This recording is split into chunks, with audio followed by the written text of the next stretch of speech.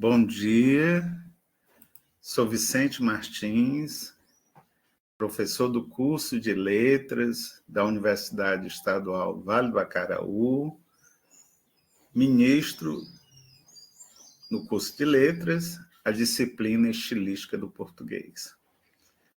No nosso encontro de hoje, na nossa interação, vamos tratar de uma das facetas da estilística, que é a chamada estilística da palavra, a que eu prefiro chamar estilística do léxico. E nós batizamos o nosso encontro de hoje de A Figuração da Água em A Casca da Serpente, de J. Veiga.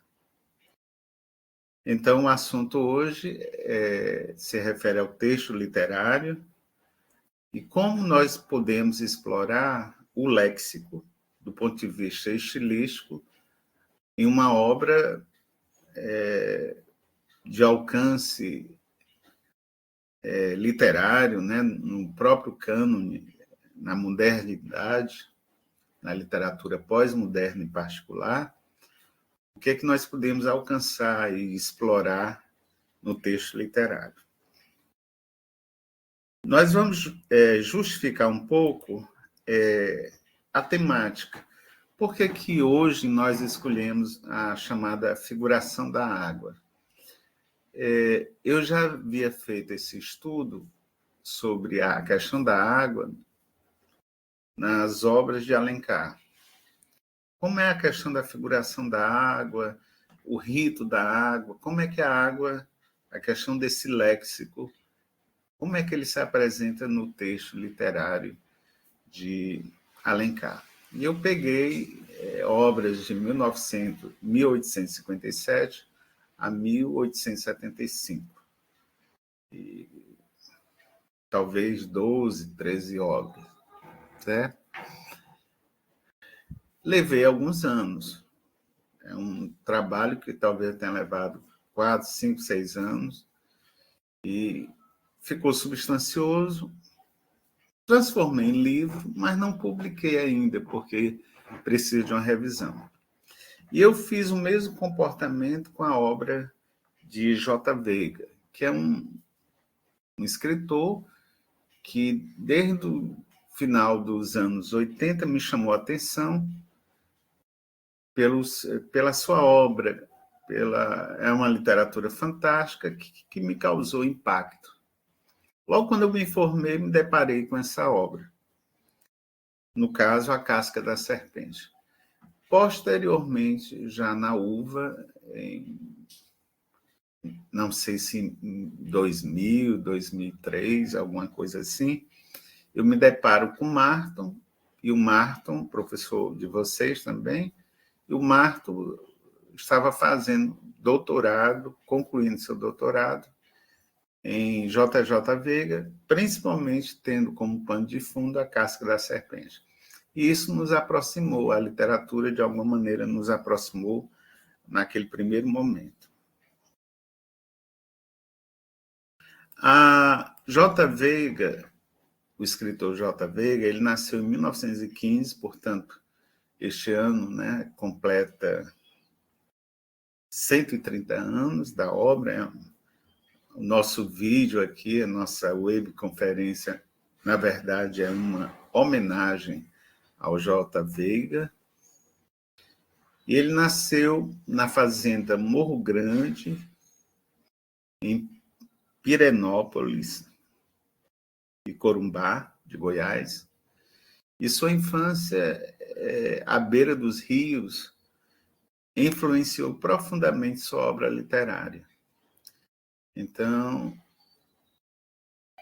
isso é que me levou a dar um foco na questão da água, né? Porque a presença da água, dos rios, riachos, isso está muito presente em toda a obra romanesca dele e contística, e a contística também. Quando eu comecei a aprofundar J. Veiga,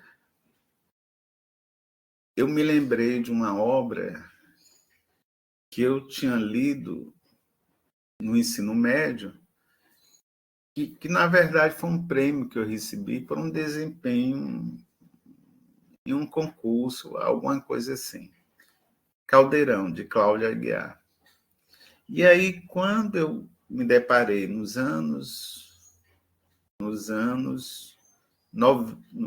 final dos anos 80, né? Eu tive contato em 1982 com Caldeirão. Quando foi em 1987, desculpe, 1989, quando A Casca da Serpente foi lançada, e eu recebi esse texto, e eu estava trabalhando no jornal e fui resenhar. Então, eu fiquei encantado. Só que eu vi uma relação muito forte entre A Casca da Serpente e Caldeirão. Quando eu comparei as duas obras, encontrei uma terceira obra relacionada a ela, que é Os Sertões de Euclides da Cunha, que também foi objeto de estudo, né? Talvez não tão profundo nos bancos escolares, mas na universidade, Os Sertões ele tem uma certa recorrência. Então, vejam bem, a partir da Casca da Serpente, eu voltei ao Caldeirão. Quando eu cheguei ao Caldeirão, vi que tinha uma relação muito forte com Os Sertões. Posteriormente, já em Sobral, vi que Luzia Homem tem a ver com os Sertões, tem a ver com Caldeirão e tem a ver também com A Casca da Serpente. Então, acho fascinante essa aproximação entre textos literários, né? Por isso que a gente pode relativizar muito o tempo e o espaço na literatura, talvez por conta disso. Em Os Sertões, que é uma obra anterior, 1902, você tem a figura de Antônio Conselheiro. Em 1903, por exemplo, nós temos a publicação de Luzia Homem, Domingos Olímpio, com forte influência nos Sertões, mas não tem a figura do Antônio Conselheiro, mas tem a figura de Luzia, certo? Também sendo recontado de alguma maneira ali a legenda de Santa Luzia, né? Porque nós levantamos a tese também que o livro Luzia Homem é uma forma recontada da história de Santa Luzia. Então, esse contexto me fez considerar também algo importante para fazer conexões. Depois tivemos Caldeirão, que é em 1982, e J. Veiga, mais recente, 1989. Todos eles, inclusive o romance Luzia Homem, sobralense, eles têm no pano de fundo lá uma marca d'água importante, que é a República. Então é muito interessante, quando nós estudamos a Guerra dos Canudos através dos Sertões, a Guerra dos Canudos era uma resposta, uma felonia, uma reação ao sistema republicano que estava se instaurando ali, né? A República foi decretada em 1889, né? No final do século XX, século XIX, e a Guerra dos Canudos a Guerra dos Canudos, inclusive, é nesse contexto também, pós decretação da República, né? No final no último quartel, digamos assim, da República, lá no final do século XIX. Caldeirão também, no fundo, está tratando sobre a República, e A Casca da Serpente é recontando os sertões, né? A partir de outro foco. Então, eu achei interessante mostrar para vocês que a estilística do léxico faz... E eu estava, na verdade, nesses anos todos, preocupado com o léxico. Eu estava lendo esta semana um livro que eu recomendo, quem puder, do Fernando Venâncio, que traz, inclusive, o prefácio do nosso Marcos Bain, que é Assim Nasceu uma Língua. E aqui, Assim Nasceu uma Língua, que é um livro recente aqui, publicado no Brasil. No fundo, ele está discutindo assim, ele diz, olha, como é importante, como foi importante, como tem sido importante o estudo do léxico para entender a história da língua portuguesa. Claro que tem outros elementos textuais, né? O Faraco, por exemplo, contextualiza, dá um contexto, digamos, político ao surgimento da língua portuguesa, mas o foco mais forte no Brasil e na Europa também, né, em Portugal particularmente, sobre a história da língua portuguesa é sempre o léxico. Na estilística também, os estudos de estilística, o foco predominante tem sido o léxico. E aqui, nesse encontro que nós estamos tratando aqui, eu estou, no fundo, dizendo, olha, o léxico em A Casca do Serpente me puxou para o caldeirão, evocou essa lembrança de leitura. Os dois léxicos presentes nessas duas obras me levaram aos sertões, que me levaram a Luziaúme, não necessariamente nesta ordem, né? Porque as leituras se entrecruzam nesses momentos, tá certo? A gente vai lendo e fazendo a marginália ao lado. Lembrando, quem já teve a oportunidade de ler, ótimo, releia sempre. Hoje eu estou no processo de releitura de Os Sertões. Por quê? Porque uma coisa é você ter lido há 1 ano, 10 anos, 15 anos, há 3 anos, em um contexto, muitas vezes, de formação para receber nota.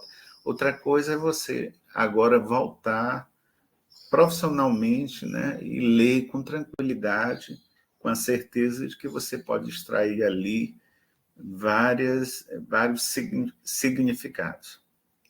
Então, Os Sertões de Euclides da Cunha é uma obra multifacetada que aborda a Guerra dos Canudos, que é uma guerra no contexto do surgimento da República, né?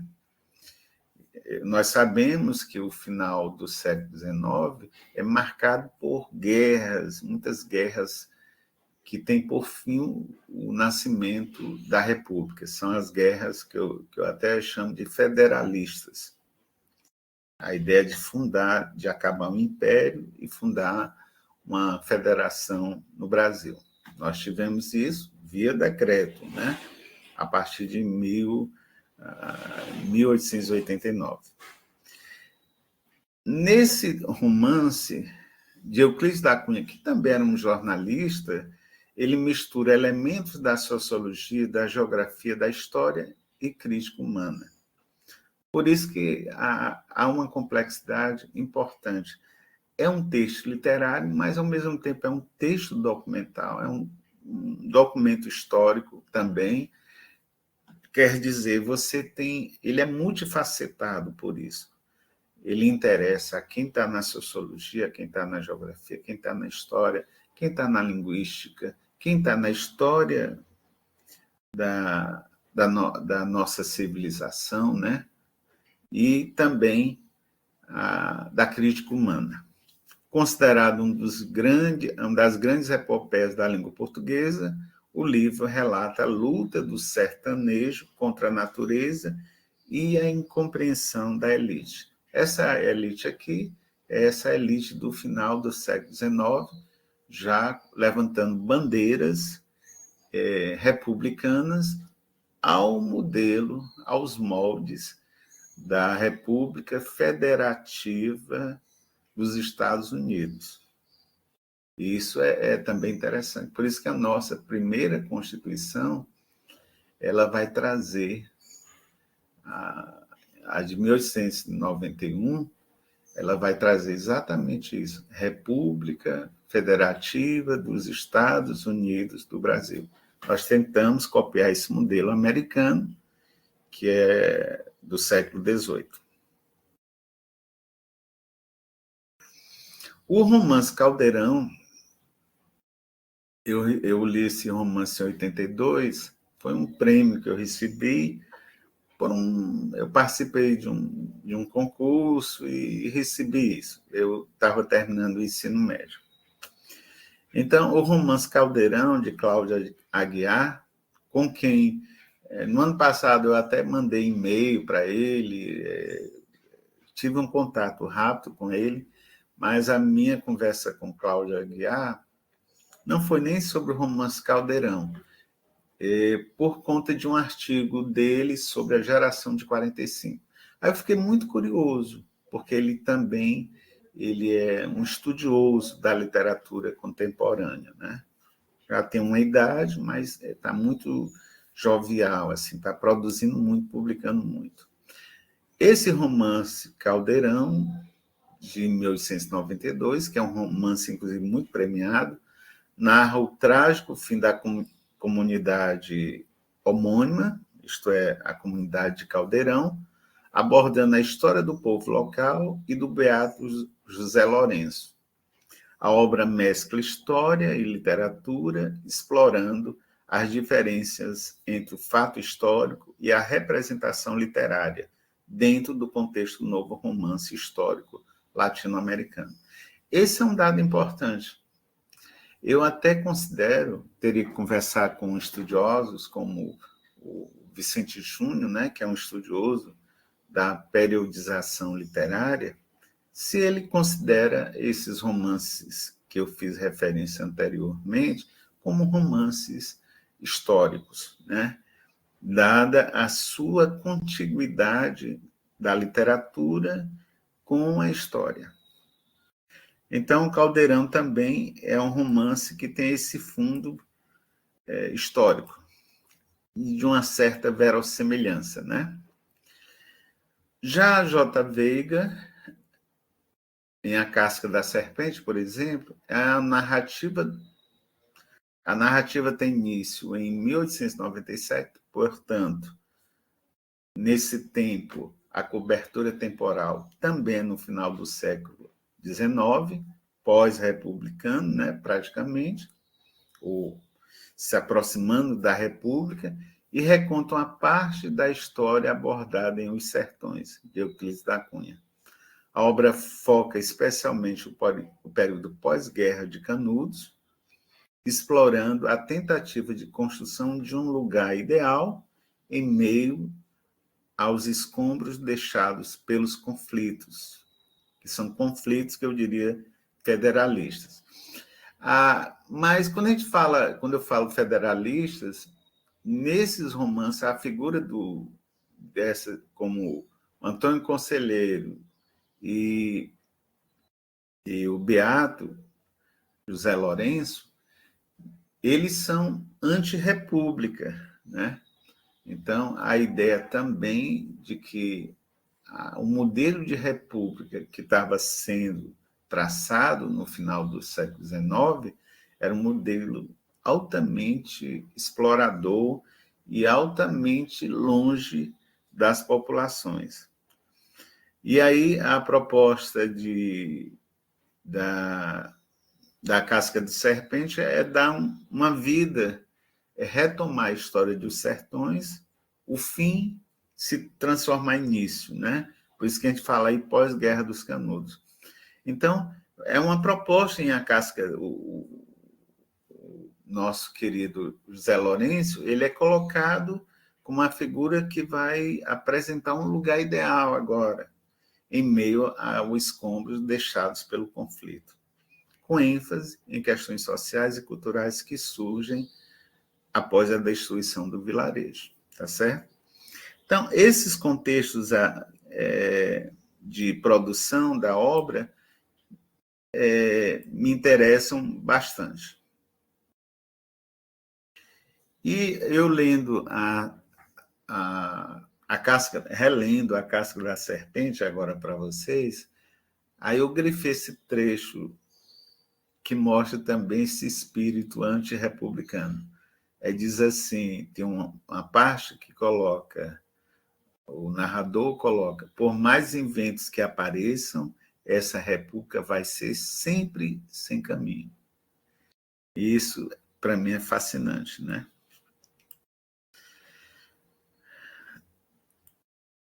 Qual a minha estratégia quando eu começo a aprofundar o estudo de um texto literário?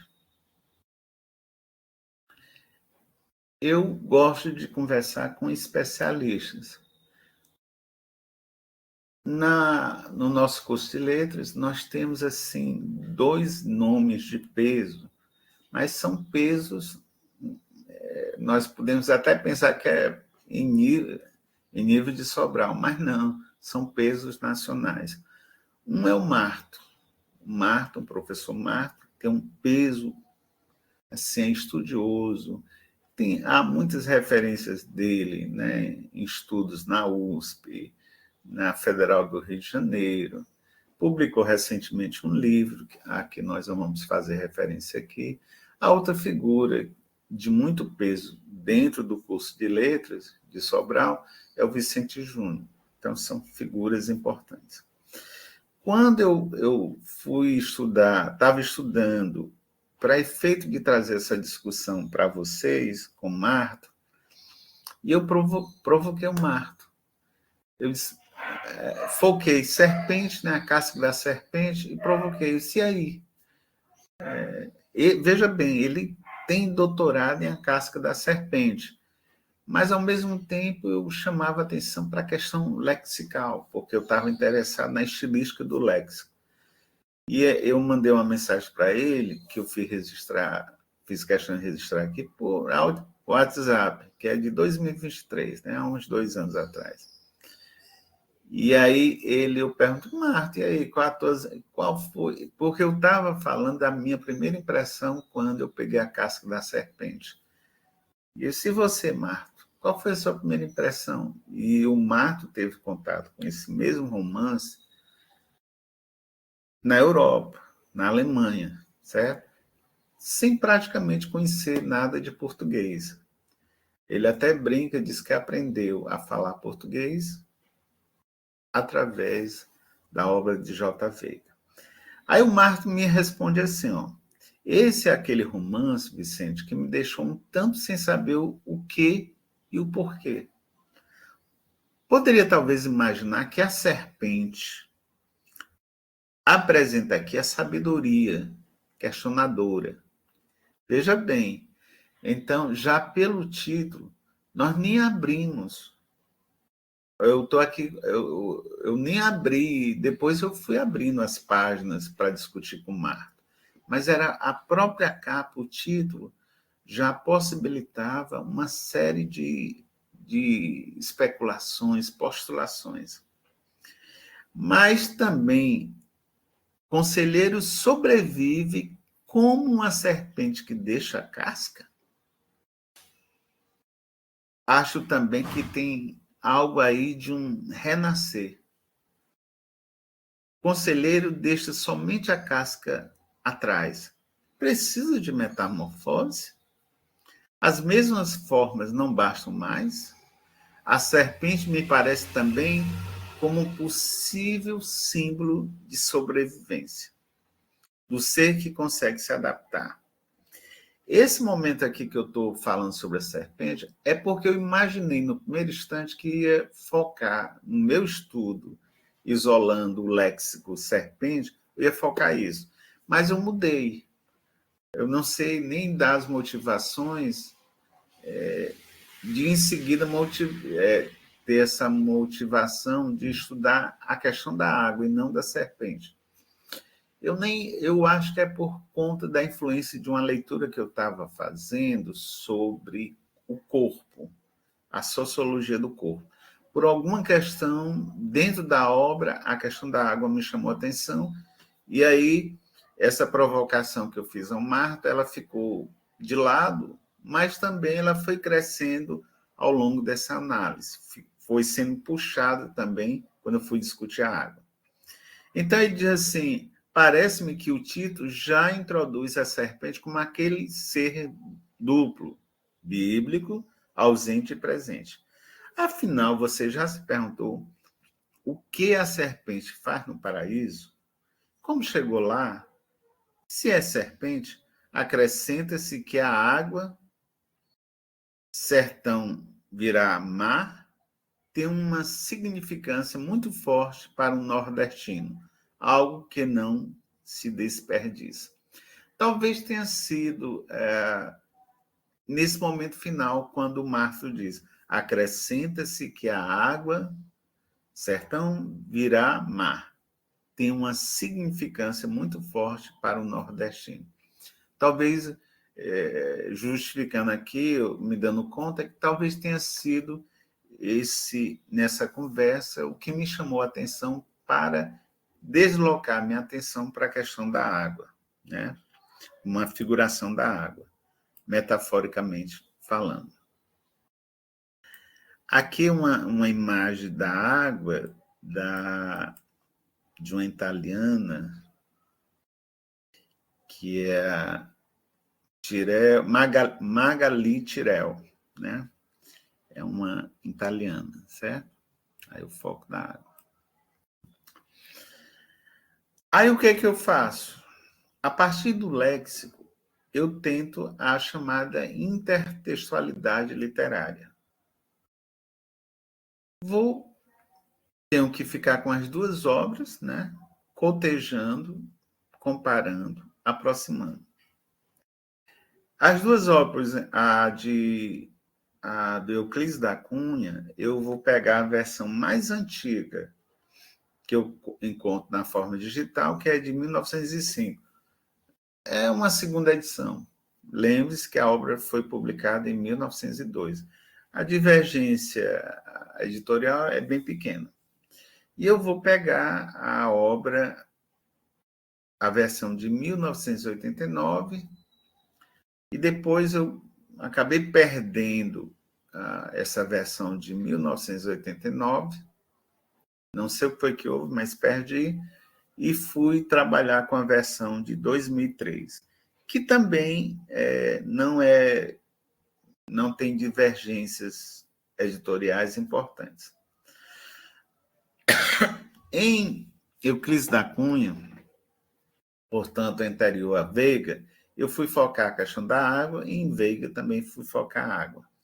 Aí eu estava lendo e disse assim, veja, eu estava fazendo análise, a ideia é comentar estilisticamente a questão da água. Aí tem assim, quase sempre, depois de conquistada a casa, o soldado faminto não forrava a anciã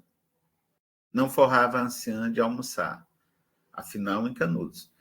Esquadrinhava os giraus suspensos, né? Eu estou lendo também conforme a ortografia. Ali estavam carnes secas ao sol, cuias cheias de paçoca, a farinha de guerra do sertanejo, aió repleto de urucus saborosos, a um canto os bogós transudantes, tumidos de água cristalina e fresca. Não havia resistir. Aí vai. Então, durante a leitura, foi me chamando a atenção essa presença da água. Lá em Veiga também. Olha os caçadores chegando, Pedrão, com a cobra enorme pendurada no pescoço, como se fosse agasalho, e um tatu emborcado na mão.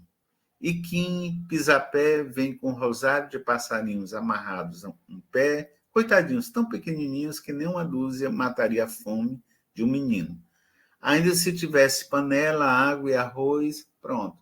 E aí eu fui vendo que sentidos eu poderia atribuir à água. E passou, portanto... Esse aqui é só um exemplo, né? Eu fui lendo, marcando, e normalmente eu coloco no centro água e fico puxando. A água tem a ver com alimentação, essa água tem a ver com ritual, essa água tem a ver uma série de coisas. E vou puxando, que esse é o papel, portanto, do estilo, do estudo ou do comentário estilístico. A obra do Marto, Quando Pequenos Mundos se despedaçam, também me chamou a atenção, e eu tive o principal aporte teórico ao longo desse estudo. Aí o Marton diz assim, Marton é de uma sabedoria assim impressionante. Ele diz, em alguns textos, como por exemplo A Hora dos Ruminantes, Sombras dos Reis Barbudos ou A Casca da Serpente, a comunidade é ameaçada de uma ou outra maneira por algo de fora, sendo esta a razão porque os primeiros 2 romances são sempre lidos, os primeiros romances do J. Veiga, né? Com razão, como crítica à ditadura militar de 1964. Então, a obra A Casca da Serpente, embora o contexto temporal seja final do século XIX, mas a atualidade dela é exatamente no contexto de ditadura militar. Por isso que a gente diz que o contexto da Primeira República é um contexto de golpe militar. A Primeira República ela não foi conquistada por um Congresso Constituinte, ela foi decretada por um golpe militar, né? Leia-se Marechal Deodoro. Então, esse contexto aqui, quando Marto me chama a atenção que obras como A Casca da Serpente, Sombra de Reis Barbudos, A Hora dos Ruminantes, que são obras, inclusive, que nós já fizemos estudos e publicamos. A Sombra dos Reis Barbudos, por exemplo, nós publicamos já há algum tempo, com Marto também, publicamos uma análise estilística sobre este romance Sombras dos Reis Barbudos, focando aspectos religiosos e assim por diante. Bom, então eu fiquei atento. Veja bem, inicialmente eu estava interessado na serpente, depois tive um estalo para estudar água, e aí fui vendo a aproximação de romances, e aí, quando eu isolo A Casca da Serpente, e confirmo também com Marto, através dos seus estudos, que é um romance que, no fundo, está fazendo uma crítica à ditadura militar de 64, tá certo? E isso me deixa preso a uma série de elementos.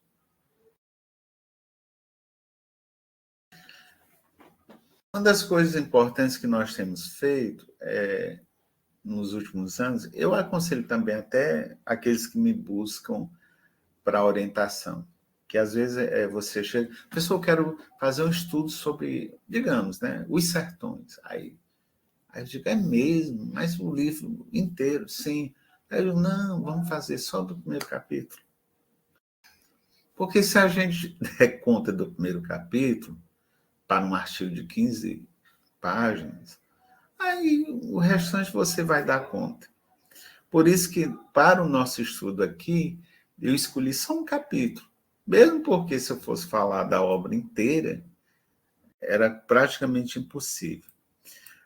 O capítulo é batizado lá em Veiga, A Retirada, certo? Que é um capítulo longo, ó. Ele vai da página 7 a 61. Quando eu vou fazer esse estudo, em cima do léxico, mas com foco na questão da água, eu vejo que há uma relação muito forte entre água, fome e a identidade. Então, tem uma questão identitária, telúrica, que eu preciso levar em conta nesse estudo, certo? Então, a água como expressão de uma identidade do sertão. Na verdade, a ausência dessa água.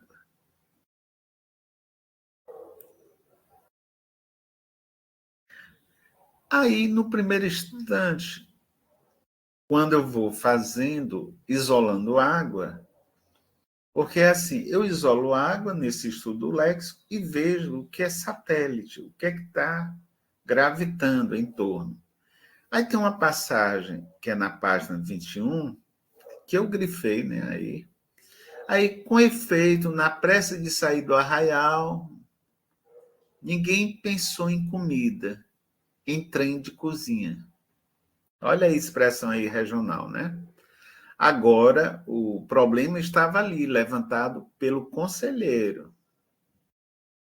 Justamente o único bando que não ligava a comida. Com ele era muito bem. Não tem, tivesse. Foi ele falar o assunto esquecido, baixar sobre o bando como demanda urgente. Os estômagos já roncando. Mas cozinhar o quê? E com quê? Se ninguém tinha se lembrado de levar sequer uma panela, um caldeirão, uma simples pichorra para ferver água. Então, me chamou a atenção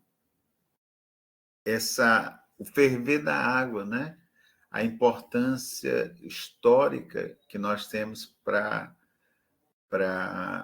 a questão da água fervida, né? E isso porque quando nós pegamos assim essa água fervente, nós hoje associamos com alimento, né? É uma forma também de limpar o alimento para que a gente possa, porque os alimentos, é como eu estava ouvindo ontem um médico falando, disse assim, quando a gente come carne de frango ou de qualquer animal, você está comendo carne de defunto, que morreram, animais que morreram. Então, ali está repleto de bactérias. Aí qual é a saída? Ferver, colocar ele para ferver e nessa alta temperatura vai diminuir esse número de bactérias que poderia fazer mal a gente. E essa questão de ferver também tem um lado muito medieval, né? Porque são aqueles rituais também em que havia sacrifícios ou castigos ou punições, colocando a, as pessoas, né, jogando pessoas em caldeirão mesmo, assim, com água fervente, né? Era uma morte assim muito triste. Isso é muito medieval. Então, me chamou a atenção. Por que eu grifei isso aí? Porque eu vi no ferver a água, na água fervida, a relação com cozinha, com comida. Aí eu digo, olha, então a água é um elemento que é um elemento lexical que envolve, cuja a gravitação está girando aí, portanto, em torno do alimento, né? É como se fosse um hiperônimo. Aí, será que isso é verdade? Aí eu vou confirmando ao longo da obra. Veja que eu estou aqui segurando a água, com ela iluminando meu texto. Aí tem outra passagem que diz: olha os caçadores chegando, Pedrão, com a cobra enorme pendurada no pescoço, como se fosse agasalho, e um tatu emborcado na mão. E Kim Pisapé vem com um rosário de passarinhos amarrados um pé. Coitadinhos, tão pequenininhos que nem uma dúzia mataria a fome de um menino. Ainda se tivesse panela, água e arroz, podiam fazer uma passarinhada. Ou se tivesse gordura ou farinha, poderiam aviar uma paçoca. Assim, sozinhos não dão para encher o buraco de um dente. Então, aí a presença da água é relacionada também a uma cultura regional, né? E há um série de elementos também, digamos, bucólicos, ou, melhor dizendo, relacionados à própria fauna, né? Fauna regional, local. mais uma vez, veja que a partir do elemento água, eu vou buscando, eu não estou nem fazendo digressões, né? Eu estou fazendo aqui o inventário dessa presença e vendo até que ponto há uma aproximação do ponto de vista, vamos chamar de relações semânticas, né? Até que ponto há uma contiguidade semântica. Veja que eu estou observando nesses dois exemplos anteriores a água relacionada à alimentação. Aí veja o que aparece aí ainda no Veiga, né? Ele diz assim: no segundo dia alcançaram o alto da serra ainda cedo, no começo da tarde, depois um breve descanso, trataram de organizar o acampamento. Água não era problema. Na subida tinha passado por uma pedra que escorria água por várias fendas, água fazendo uma cacimbinha no chão, que deu até para cada um completar ou encher a sua cabaça e beber o que achava que podia aguentar no bucho subindo a ladeira. Quando precisassem se reabastecer, 2 pessoas poderiam descer até ali, encher todas as cabaças e voltar ao acampamento em 1 hora ou menos. Caça não faltaria, desde que se conformasse a só comer tatu. Então você vai vendo aqui que a água ela é um elemento importante, né, para a alimentação e também para garantir a sobrevivência desses homens, né, que estão fora da cidade, digamos assim. Aí o outro contexto que me chamou a atenção é nessa passagem de Veiga, onde diz assim: quando Dona Margarida socava um punhado de café que havia torrado na despensa do conselheiro, Pedrão e Quero-Quero sentados perto, olhando, com cigarro já preparado, esperando na boca de apito. Ouviram bufos e batidas de casco na macega perto. Prudentemente pegaram suas armas e se resguardaram. Dona Margarida continuou tranquila fazendo seu trabalho. O pó já estava quase no ponto que ela gostava, nem muito fino para atravessar o pano no coador, nem aquirerado para não soltar gosto na água fervente. Então, isso é muito fascinante, ó, a água fervente aí, simbolizando, portanto, um elemento importante na alimentação. Muito bem.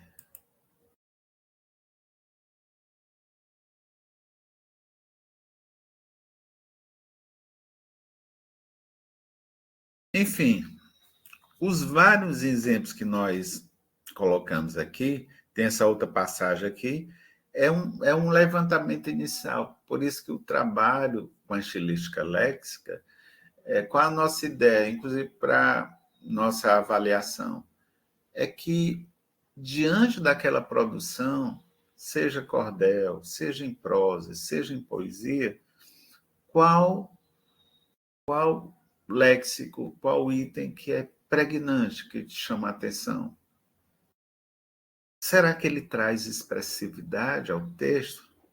Será que traz sentido novo ao texto? E isso não é só compreensão literal, é mais do que compreensão, é a própria interpretação. Então, a presença dessa água em contexto de alimentação, que metáfora é essa? Eu posso levantar esse tipo de questionamento. Nessa passagem aqui também me chama a atenção, é uma passagem também lá na casca da serpente, que ele diz assim: mas o vento que levava também era errante. A certa altura, num patamar amplo e abrigado dos ventos, encontrou umas pessoas morando. A recepção foi fria, mas não hostil. Aquele homem sem enfeites, descalço, vestindo camisolão de asilo, cabelo e barba compridos, podia incomodar, mas não podia fazer mal. certamente pediria alguma coisa para comer, água para beber, uma sombra para descansar e logo mais tomaria rumo. Se tivesse qualquer forma, não ficaria, se ninguém lhe desse corda. Então, a questão da água aí, né, como elemento de sobrevivência importante nessa caminhada. Veja que eu poderia dar dezenas e mais dezenas, só mostrando aqui a riqueza. Eu isolei, foquei e a partir daí fui fazendo reflexão. Lá em cima, o caminhante descobriu uma pedreira que minava a água. Então, essas descobertas também, né, ao longo dessa peregrinação. Muito bem. Então, a água relacionada a um elemento de identidade local, regional, telúrico, né? E como elemento importante de sobrevivência para todos nós, mas particularmente para aqueles que estão fora, né, da urbe e numa situação de fuga, que era o caso de José Conselheiro, né? E aí, ou situação de guerra.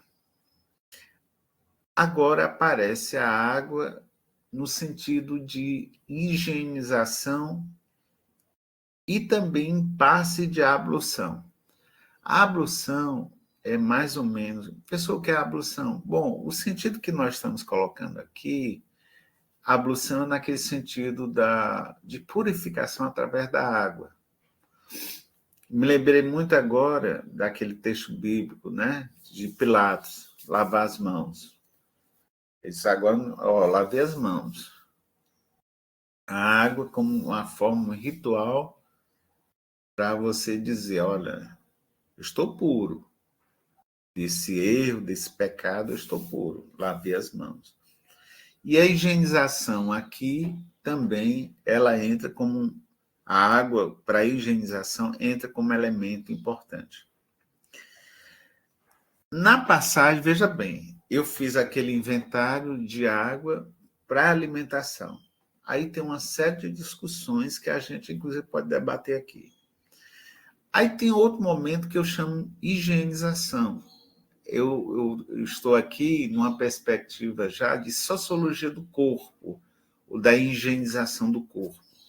Como isso é importante na história, né?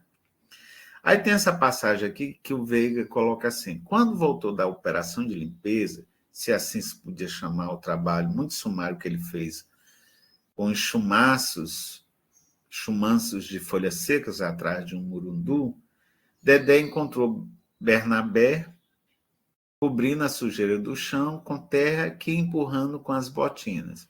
E só então viu que uma estava lambuzada. Ô, Bernabé, sujando uma botina tão soberana, faz isso não, homem de Deus. Foi eu, não, foi você. Eu? Naquela hora, com efeito. Que pecado. Me dá ela para limpar. Limpar como? Não tem água. Então, é muito importante a importância da água e, por incrível que pareça, a ideia para a higienização é algo relativamente novo. A água como elemento para higienização, para limpar as coisas, né? Limpava de outra maneira. Então, é uma novidade importante. E ele traz, nesse contexto aí do Antônio Conselheiro, né, ele traz a água como um elemento para limpar, tirar sujeira da botina, né? Aí tem outra passagem que é interessante da água, que diz assim, outro episódio que deixou os homens embasbacados foi o do banho. Isso me chamou muita atenção, pessoal. Em Canudos, nunca se soube que o conselheiro tomasse banho. Dos guerreiros que tinham contato com ele, alguns falaram num cheirum que ele exalava.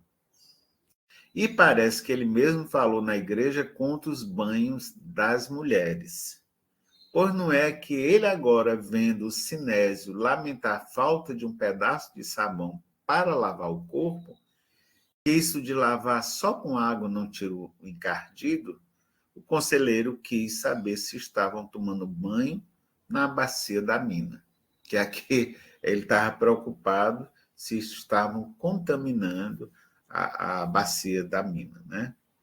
Então, aqui já o elemento da água, mas água para higienização, mas só água também não funciona. Então, tem uma sociologia aí muito interessante. Ora, esse estudo, o levantamento inicial do léxico, me levou ao que eu chamei de a figuração da água em a casca da serpente. Parece título de um artigo, né? Que eu ainda não escrevi. Então, essa figuração da água mexeria com a cena do banho, a representação do corpo e o imaginário da água. Eu gosto muito do imaginário na água, por exemplo, em Alencar. É fascinante, né? A água como local do imaginário, inclusive do imaginário indígena, né? Tem uma série de mitos relacionados à água, a questão da representação do corpo e a cena do banho, o simulacro da cena do banho. E aí eu peguei um trecho aqui do Gaston Bachelard, num livro bem interessante, eu tenho essa coleção, A Água e os Sonhos. E ele diz assim: a água sempre foi uma poderosa fonte de inspiração para a imaginação dos pensadores, dos poetas, dos artistas de todas as épocas, tendo também sido usada para a liberdade plástica que ela permite aos corpos, emancipados de todas as referências e subtrair de todas as determinações específicas. Então, isso é fascinante, né? O poder da água. E aí, isso me levou. Eu estou aqui mostrando para vocês, à medida que eu estou aqui, por isso que eu falo em comentários. Eu não chamo isso de análise estilística, mas eu estou comentando, fazendo, postulando, fazendo conexões. Esse é o nosso papel, né?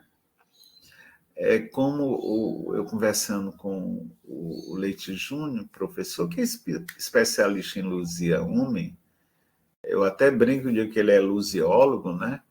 Porque estuda Luzia Homem. Ele vê e disse assim: ah, isso aqui é um quadro, né? Isso é um quadro, eu enxergo isso aqui. Quando ele vai fazer a história de Luzia Homem, fazer uma análise da obra, ele chama de o pictórico. Quer dizer, eu vejo a obra como uma grande. Eu consigo desenhar essa obra. Né? E como ele é artista, ele fez isso, inclusive para mim. Né? Ele desenhou um quadro para mim, baseado em Luzia Homem. Então, o pictórico no do banho é muito interessante, por exemplo, que tem aí eu fico levantando, especulando, será que a fonte da juventude de um quadro, de uma pintura do século XVI, de alguma maneira não está presente na literatura, nesse texto, por exemplo, de J. Veiga? Eu levanto, especulo isso, né? Do Lucas Cranach. Outra obra, por exemplo, que marcou. Por que eu estou levantando isso? Porque o próprio J. Veiga, em uma das entrevistas, ele faz referência, por exemplo, ao homem tomando banho. Aí eu especulo, será que esse trecho do conselheiro tomando banho, né, relacionando a questão da higienização, será que tem um pano de fundo para essa intertextualidade? A obra O Homem Tomando Banho, do Edvard Munch. Então, cabe aos estudiosos, né, no meu caso, a mim mesmo, continuar a investigação. E aí, esse livro me marcou muito sobre o Dicionário do Corpo, que diz assim: tema obsessivo da iconografia que suscitou inúmeras variações literárias e pictóricas, o banho na arte restitui espaços, gestos, objetos específicos e traduz, sobretudo, uma longa luta para dar e rever o que de hábito permanece oculto. Então, veja bem, eu comecei tudo com água, de repente agora estou focando no banho. E isso poderia exigir da minha parte, né? Eu ainda não fiz esse estudo aprofundado, mas continuar refletindo. Bom, caminhamos para o encerramento. Mas tem uma passagem aqui que eu gosto muito, já eu focando na questão do banho, né? Que diz assim: só quando o viro voltando da fonte com o cabelo molhado, veja bem, uns sertões não tem, tá lá falando em conselheiro, mas em momento algum está falando do banho, né? Mas em J. Veiga, que está recontando o pós-Canudos, porque é como se a casca da serpente, como o conselheiro não tivesse morrido, porque lá vocês lembram que na Guerra dos Canudos a história conta em 4 expedições, né? 3 expedições do Exército, da Guarda Nacional, fracassaram. Foi na 4ª que eles foram o Canudos, né? A Guerra do Canudos, na verdade, ela se efetiva na 4ª expedição, que é altamente brutal. Muito bem. Em J. Veiga, Conselheiro, ele é ressuscitado, ele não morreu naquela 4ª expedição. Aí veja aqui, que diz assim, o trecho, né? Só quando o viram voltando da fonte com o cabelo molhado e a camisola em parte também, acreditaram que ele tinha entrado para a Irmandade dos Asseados. Seria bom ou ruim? Era cedo para saber. Baianinho Gonçalves disse que não era para agourar, mas se lembrava de um farmacêutico em Buquim que sofria da mania de limpeza. Tomava 2 banhos por dia, levantava no meio da noite para lavar as mãos e, no entanto, era um carrasco para a mulher e os filhos, a ponto de ter sofrido censura num sermão do padre. Veja como isso é fascinante. O fato de o conselheiro em A Casca da Serpente ter tomado banho, né, nessa ficção ou nessa reficção de J. Veiga, aí o contexto já é mítico, né? É mítico religioso. Eu acho isso aqui simplesmente fascinante, Pedro. Tem outra passagem que também é nesse mesmo capítulo, nessa página, melhor dizendo, capítulo, que diz assim, que o conselheiro diz: pois eu vou experimentar essa bacia. Estou precisando limpar o ceroto. Também sou filho de Deus, disse o velho. Então, a ideia aí, bem regional, né, do ceroto. Não sei se vocês escutaram, mas eu passei a infância todinha. A minha mãe, vá tomar banho para tirar esse ceroto, né? Então, o ceroto aí, o banho para tirar o ceroto, né? Tem uma higienização, também enjoo. Aí tem uma reflexão importante. Veja que eu fui caminhando e, de repente, fui fechando em banho. E a questão da limpeza, né? Da água. Comecei tudo lá com a água. Aí de que adiantava tanta limpeza por fora? E quando Dedé, ou Cabo Nestor, lembrou que o conselheiro estava longe de sofrer com a mania de limpeza, por enquanto tinha apenas tomado um banho. Baianinho repetiu que não era agouro, era apenas um aviso, porque tem gente que, quando era na velhice, passa do 8 para 80. Aí vem uma fraseologia interessante, né? E não de repente, mas aos poucos. Aqui está dizendo, está com essa mania de limpeza, está tomando banho, isso que coisa estranha. Isso é coisa já de alguém que passou de 8 para 80, quer dizer, está na senilidade, né? Aí outro momento importante, ó, também na página 30, né? É uma página assim, muito rica com esse aspecto. O conselheiro ficou desapontado, parecendo criança de quem tomaram um brinquedo, mas se distraiu olhando os braços, as pernas, os pés. Parecia não acreditar que era ele, que era dele. Fazia tempo que não os via sem o cascorão. Cascão, né? Cascorão aí. Então é muito interessante que o Antônio Conselheiro toma banho e agora fica distraído olhando os braços, as pernas, os pés.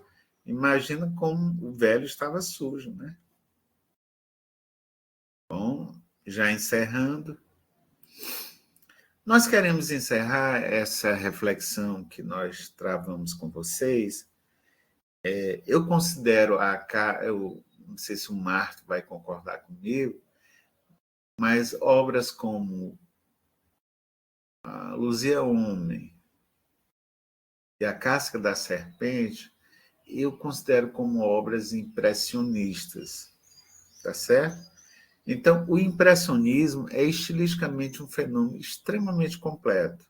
Em certo aspecto, representa o desenvolvimento lógico do naturalismo. Se entende por naturalismo o progresso do logo neural ao particular, do tipo ao individual, da ideia abstrata à experiência concreta, temporal, espacialmente determinada na reprodução impressionista da realidade, com sua ênfase no momento, na ênfase no aspecto momentâneo e irrepetível. Significa, portanto, efetivamente uma importante conquista naturalista. Então, sem o impressionismo, nós não poderíamos falar em naturalismo em Luzian. Quando nós pegamos o cânone e dizemos assim, é um romance naturalista, o cânone da literatura brasileira referente a Luzian, é uma obra naturalista. Mas, no fundo, o que tem ali é de um impressionismo, né? Existe uma escola ali que é a escola impressionista, que é uma escola que vai apresentar algo extremamente importante com relação ao momentâneo, ao que não se repete, a questão temporal, as ideias abstratas que estão ali, né? E ao tipo, a questão do tipo. Então, ao longo dessa obra, eu vejo como a partir da água, você pode caracterizar melhor, tipificar. Por isso que eu falei em figuração, tipificar a figura do Antônio Conselheiro, que não é bem tipificada como acontece, como não é bem tipificada em Os Sertões, quando nós comparamos com a obra do nosso querido J. Veiga. Gente, aí a bibliografia, né? O Cláudio Aguiar, o Jean-Pierre Corbet, a Euclides da Cunha, a obra do Marto, a Magali Tirel, o J. Veiga, né? Então, aqui tem um esboço para um artigo. Professor, e você não fez ainda o artigo? Não fiz, né? Provavelmente esse artigo aqui ele será feito a 6 mãos. As minhas mãos, a do Marton, a do Vicente, ou alguém da sala aqui, né? De repente, a gente pode, a partir disso... Porque a minha estratégia para escrever artigos, uma temática como essa aqui, é começar. Eu começo, aí brinco, Marto, continua, Vicente, continua, ou colegas de fora, né, de outros estados, continua. E aí a gente passa a ter pontos de aproximação ou divergência, né? Mas isso faz parte, portanto, do nosso trabalho, né? Também divergir. Era isso que eu queria colocar para vocês, né? E me coloco aqui à disposição para vocês, né? Fiquem à vontade para questionamentos. Alguém gostaria de trazer algum debate?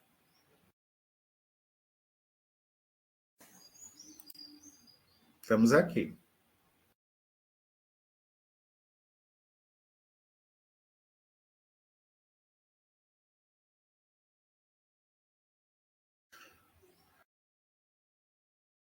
Só temos 2 na sala, né? Roberta Soares e Carlos Emanuel. Tem algum interesse no assunto? Deu para entender alguma coisa? Gostaria de perguntar alguma coisa? Vocês já conheciam a obra de J. Veiga, A Casca da Serpente?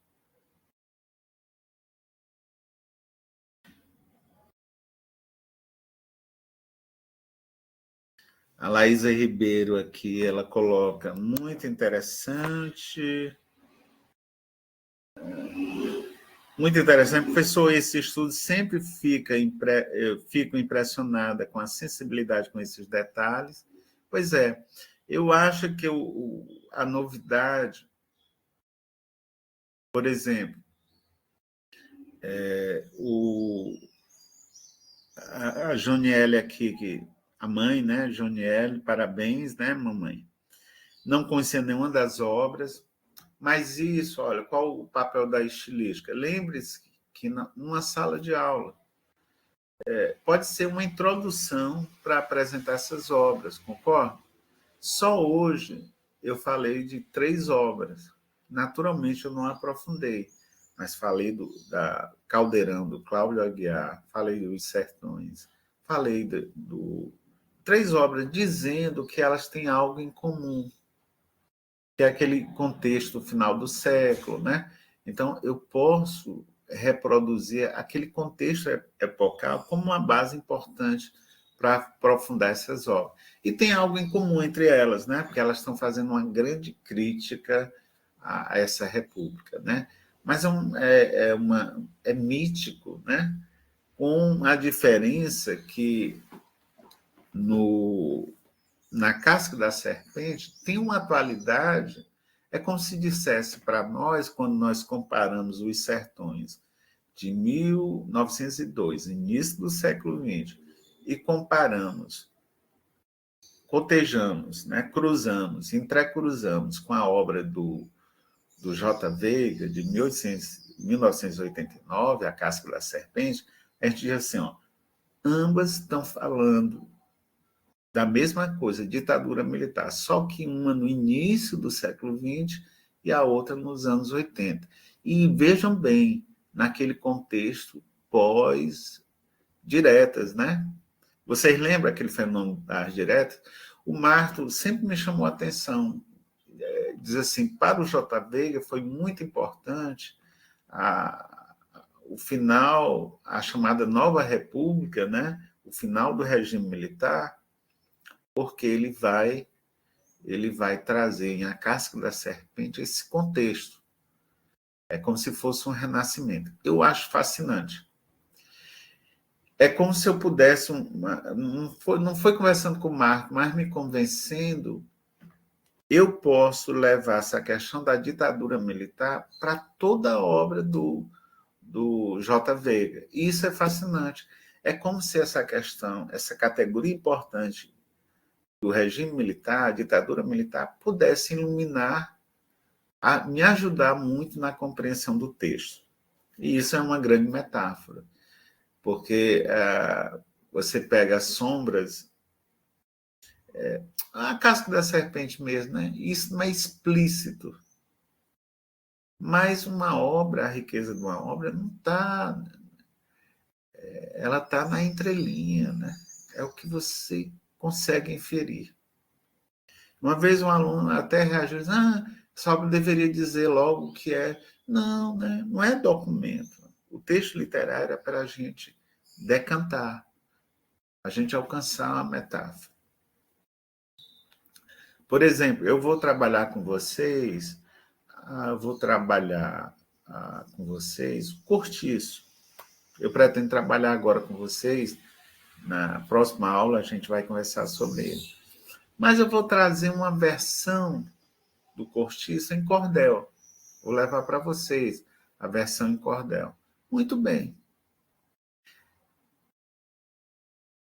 E além de dizer que é uma obra naturalista, o que a gente pode dizer mais? O que representa o cortiço, do ponto de vista metafórico?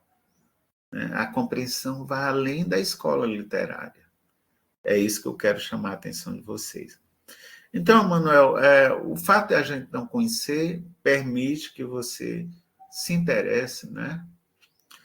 Por exemplo, eu tenho toda a obra do J. Veiga, né? Porque eu sou um estudioso, o Martin também, a Joniele Nascimento também.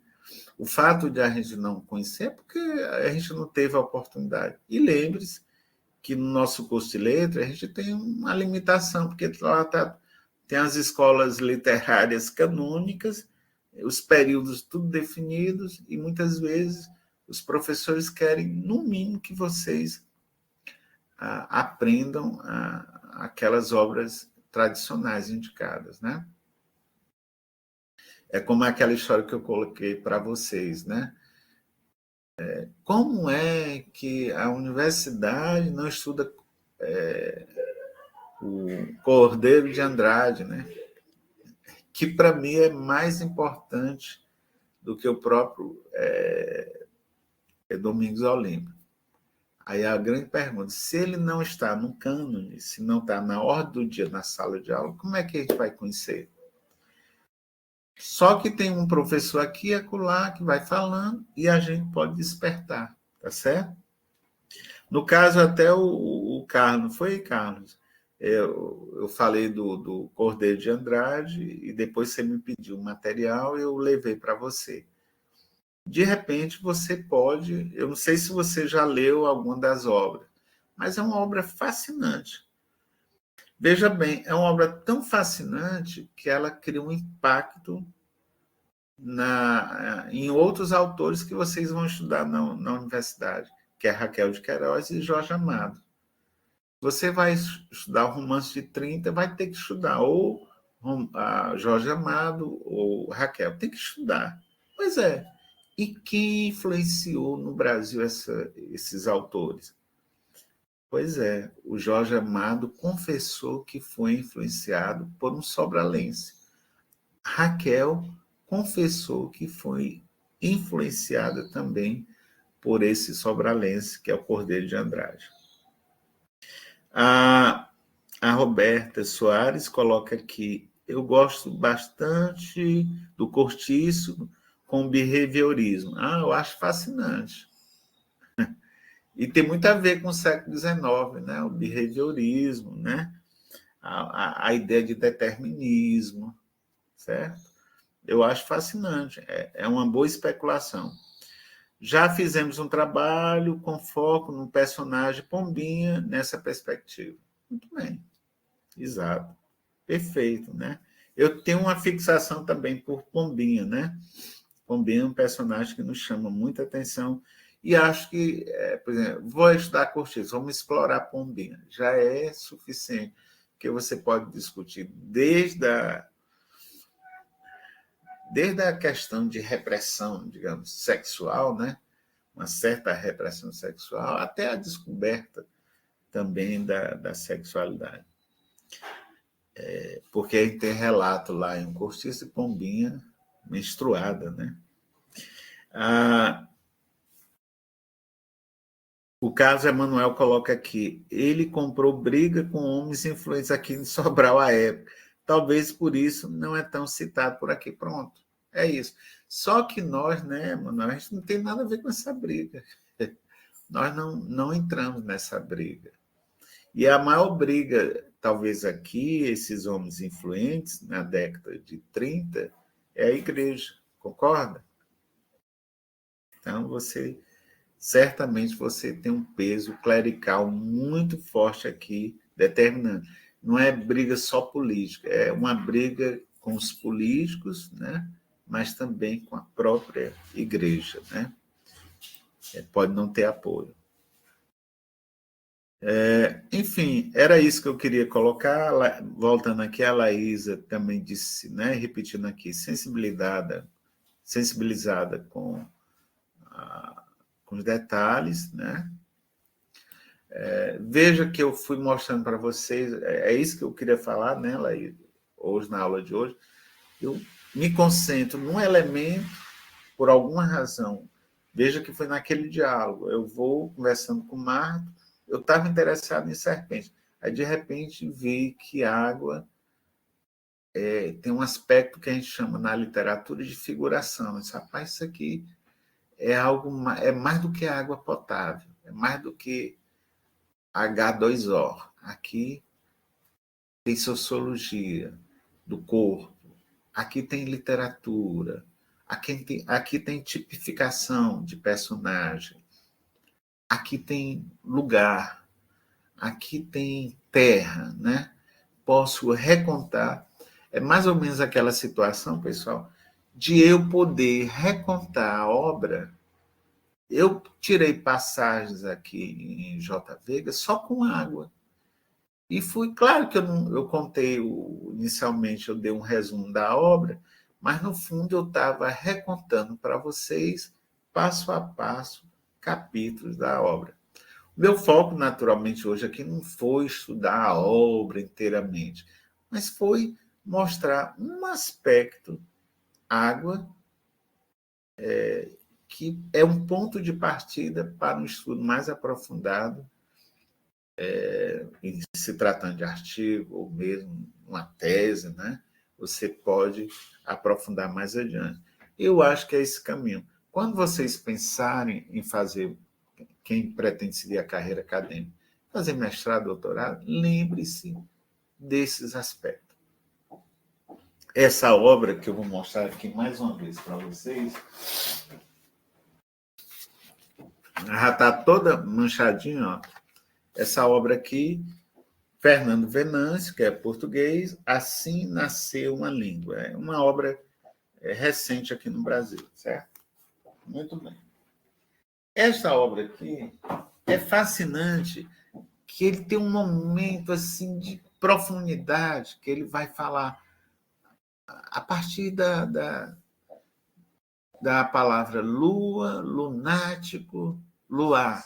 Aí ele vai longe. Quer dizer, a partir de uma palavra, ele vai conseguindo fazer conexões na história da língua, na evolução da língua. Aí ele vai mostrar que isso vai indicar, por exemplo, por que aparece lunar e luar? Então, ele já mostra que tem um momento que é como se a língua, o léxico da língua, ele se tornasse patrimônio. Mas, num primeiro momento, ele é empréstimo, ele vem do latim, mas depois desaparece o N, esse N, essa consoante, e agora ganha, desaparece, e ao desaparecer por síncope, cria uma nova palavra.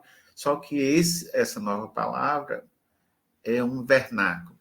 Aí, veja bem, se a linguística histórica ou a diacronia da língua parte do léxico para contar a história, a literatura também pode se valer do léxico como ponto de partida. Pelo menos a estilística pode fazer isso. Por isso que a estilística do léxico é você partir do léxico. Esta obra do J. Veiga, eu posso estudar só o regionalismo, só expressões idiomáticas. Não fiz isso agora. Ah, professor, na próxima aula fale só sobre as fraseologias que aparecem na obra. Aí, em A Retirada, eu mostrei para vocês, assim, rapidinho, que eu me deparei com 3 ou 5 expressões idiomáticas, né? Pode ser uma marca também do próprio texto, a presença do fraseologismo, né? De expressões idiomáticas, de cunho regional, presentes, né? Essas expressões presentes no texto literário. Isso é muito abundante. Se vocês pegarem no J. Veiga, nós fizemos. Na próxima aula, se eu me lembrar, não sei se eu mostrei para você já, nós escrevemos uma obra, eu acho que eu levei, né? Ela tá, vocês podem pegar online. Uma obra que trata sobre as escolhas estilísticas de J. Veiga. Nessas escolhas estilísticas de J. Veiga, pegando algumas obras, muitas escolhas são fraseológicas, são expressões idiomáticas, que me chamam muito a atenção. Né? Me chamam muita atenção uma obra regional marcada pelo fraseologismo. Muito bem. Bom dia mais uma vez para todos vocês. Desejo tudo de bom. Alguém gostaria de ver aqui no chat? Não, não tem mais, né? O Carlos Emanuel disse que leu. Leu numa tese, né? Quem fala, não sei se foi na tese do Denis. O Denis, eu acho que ele fala um pouquinho. Se você lembrar a tese. Depois me passe o nome da tese, viu, Emanuel? Mas não são muitas teses também, né? Normalmente são teses não da área da letra, é história, geografia, letras, nós estudamos por Cordeiro de Andrade. Muito bem. Mais alguma pergunta? Estamos aqui. Não tendo, envio um abraço para vocês, para todos vocês. Mais uma vez, parabenizando aí a Joniele, né? Está aqui presente é homem, eu esqueci, você me informou por e-mail, mas é homem ou mulher? Menina, pronto. Como é o nome da menina, Joniele? Jade, lindo, lindo nome. Parabéns. Então, a mãe da Jade, nós já conversamos um pouquinho, né? Eu agradeço até a sua participação. Priorize a sua filha, cuidado. E como você já está participando, né? E temos lá. Você entrou pela EAD lá, olhou as atividades da EAD. Tem simulados que eu posso contar como nota para você. Você entrou, Joniele? Pois é, se você entrar lá, é só entrar normal. Entre você, se tiver um tempinho, você verá lá muitas atividades. Você responde online, tem a nota e não se preocupe. O tempo que você está aqui é um tempo também que você tira lá online, que é o seu tempo, se você puder. Mas priorize, você tem mais um tempinho, né? Porque está com sua licença médica. A prioridade é sua licença, a prioridade é a Jade, a prioridade é você. O restante, nós vamos criando situação para resolver. Um grande abraço para todos vocês. Tchau.